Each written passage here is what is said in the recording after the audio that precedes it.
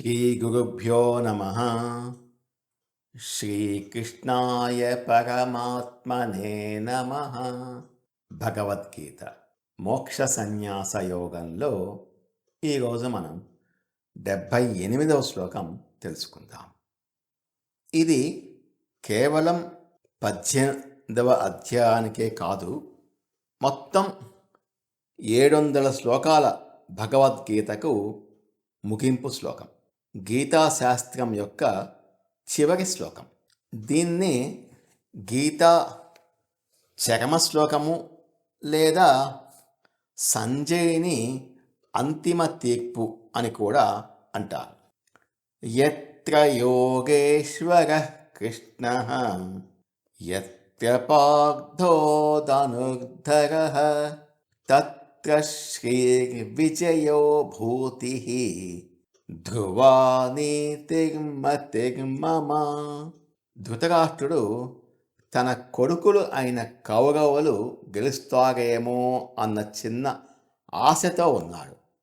అతని ఆశలు అన్నింటినీ పటాపంచలు చేస్తూ సంజయుడు ఇచ్చిన అంతిమ తీర్పు ఇది. యత్ర యోగేశ్వరః కృష్ణః యత్ర పార్థో ధనుర్ధరః. ఎక్కడైతే సమస్త యోగాలకు అధిపతి అయినటువంటి మార్గదర్శి అయిన శ్రీకృష్ణుడు ఉంటాడో, మరియు ఎక్కడైతే ధనస్సును ధరించిన అర్జునుడు ఉంటాడో, తత్ర శ్రీః విజయః భూతిః ధ్రువా నీతిః మతిః మమ. అక్కడ ఆ పక్షంలో శ్రీ సంపదలు, విజయము, అసాధారణమైన శ్రేయస్సు అంటే అభివృద్ధి, ఐశ్వర్యము, అలాగే స్థిరమైన ధర్మము, న్యాయము ఖచ్చితంగా ఉంటాయి.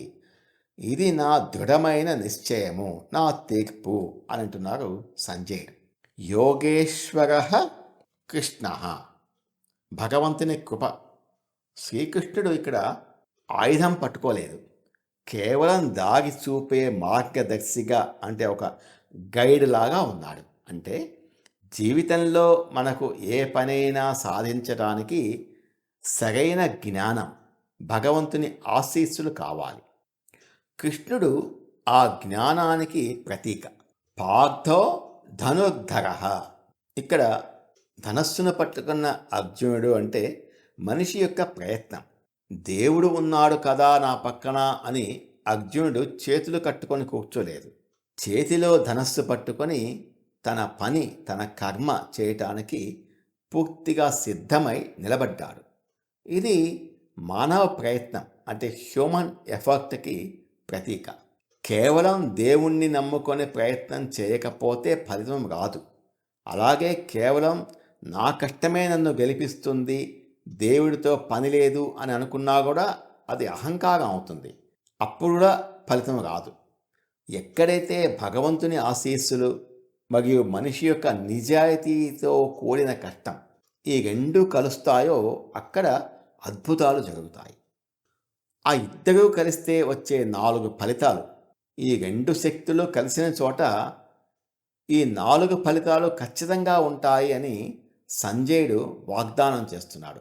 ఏంటా 4 ఫలితాలు?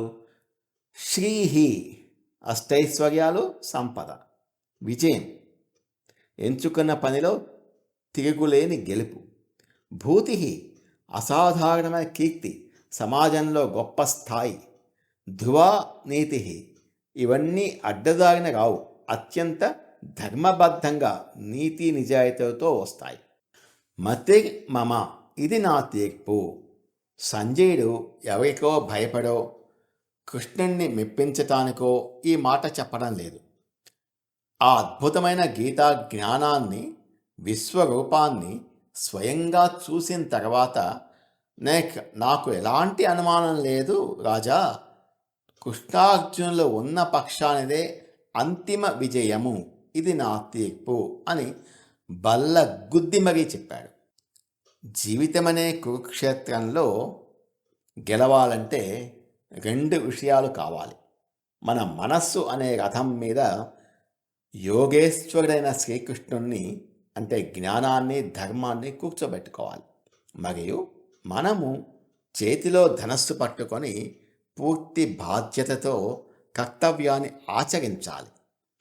ఈ రెండు ఎక్కడైతే కలుస్తాయో అక్కడ సంపద, విజయము, కీర్తి మరియు ధర్మము నిరంతరం వర్ధిల్లుతాయి. ఇదే భగవద్గీత నేర్పిన అంతిమ సత్యం. యత్ర యోగేశ్వరః కృష్ణః యత్ర పార్థో ధనుర్ధరః తత్ర శ్రీర్విజయో భూతిః ధ్రువా నీతిర్మతిర్మమ. సంజయుడు ఇలా అన్నాడు, ఓ రాజా, సమస్త యోగాలకు ఈశ్వరుడు అయినటువంటి శ్రీకృష్ణుడు ఎక్కడ ఉంటాడో మరియు విల్లంబులు ధరించిన ధనుర్ధారి అయినటువంటి అర్జునుడు ఎక్కడ ఉంటాడో సరిగ్గా అక్కడే శ్రీ సంపదలు, విజయము, అసాధారణమైన శ్రేయస్సు మరియు స్థిరమైన ధర్మము తప్పక ఉంటాయి అని నా యొక్క దృఢమైన నిశ్చయము అని అంటున్నారు అర్జునుడు. పుష్పిక. ఓం తస్సదితి శ్రీమన్మహాభారతే శతసాహస్రికాయాం సంహితాయాం వైయాసిక్యాం శ్రీమద్భీష్మపర్వణి శ్రీమద్భగవద్గీతాసు ఉపనిషత్సు బ్రహ్మవిద్యాయాం యోగశాస్త్రే శ్రీకృష్ణార్జున సంవాదే మోక్షసన్యాసయోగో నామ అష్టాదశోऽధ్యాయః. ఓం తత్సత్. ప్రియమైన భగవద్గీత తెలుసుకుందాం వీక్షకులకు నమస్కారం.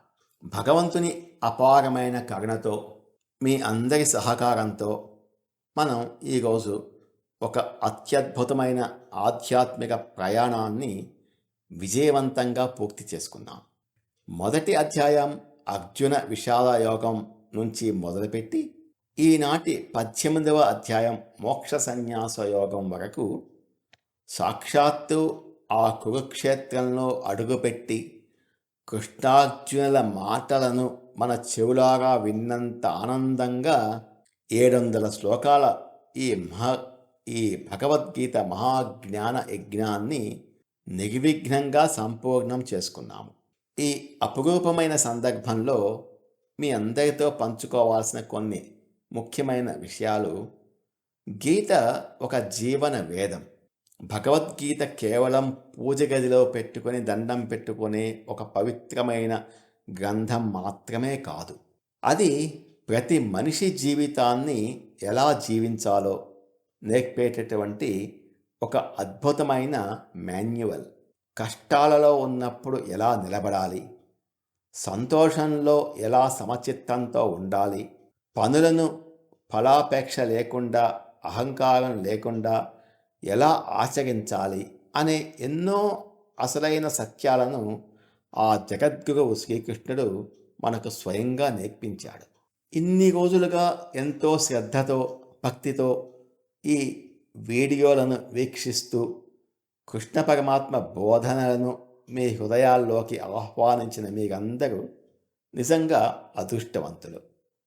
18వ అధ్యాయం 71వ శ్లోకంలో భగవానుడు స్వయంగా చెప్పినట్లు, ఎవరైతే ఈ గీతాశాస్త్రాన్ని కనీసం శ్రద్ధగా వింటారో వారు కూడా పాప విముక్తులై అత్యుత్తమ పుణ్యలోకాలను పొందుతారు. ఆ భగవంతుని మాటల ప్రకారం మీరందరూ ఆ దైవానుగ్రహానికి పూర్తిగా అర్హులు. ఇది ముగింపు కాదు, ఇది ఒక ఆరంభం. భగవద్గీత పారాయణం ఇక్కడితో ముగిసిపోవచ్చు, కానీ గీతా జ్ఞానం యొక్క ఆచరణ ఇక్కడి నుంచే మొదలవ్వాలి. కృష్ణుడు అర్జునుడికి చెప్పినట్లుగా ఆ పరమాత్మ మీకంటూ ఒక ధర్మాన్ని, బాధ్యతను ఇచ్చాడు. ఫలితం మీద ఆశ వదిలేసి నాకంటూ ఏమీ లేదు, అంతా నీ దయే అని ఆ శ్రీకృష్ణ పరమాత్మ మీద భారం వేసి ధర్మబద్ధంగా జీవించడమే మనం చేయాల్సిన అసలైన శరణాగతి. నా వాయిస్ ద్వారా ఈ ప్రజెంటేషన్స్ ద్వారా గీతామృతాన్ని మీ వరకు తీసుకురావటానికి నన్ను ఒక చిన్న సాధనంగా వాడుకున్నటువంటి ఆ శ్రీకృష్ణ పరమాత్మకు ముందుగా నా ప్రణామాలు. అలాగే నన్ను ప్రోత్సహిస్తూ ఈ జ్ఞాన ప్రయాణంలో నాతో పాటు అడుగులు వేసిన మీకందరికీ మనస్ఫూర్తిగా కృతజ్ఞతలు. సంజయుడు చెప్పిన ముగింపు వాక్యాన్ని మరోసారి స్మరించుకుందాం. మన మనస్సులో ఆ యోగేశ్వరుడైన శ్రీకృష్ణుడిని నిలుపుకొని మన వంతు కర్తవ్యాన్ని మనం పూర్తి బాధ్యతతో చేద్దాం. మీ అందరి కుటుంబాలపై ఆ శ్రీకృష్ణ పరమాత్మ ఆశీస్సులు మెండుగా ఉండాలని, మీ ఇంట శ్రీ సంపదలు, విజయము, స్థిరమైన ధర్మము నిరంతరం వర్ధిల్లాలని ప్రార్థిస్తున్నాను. ఓం తత్సత్.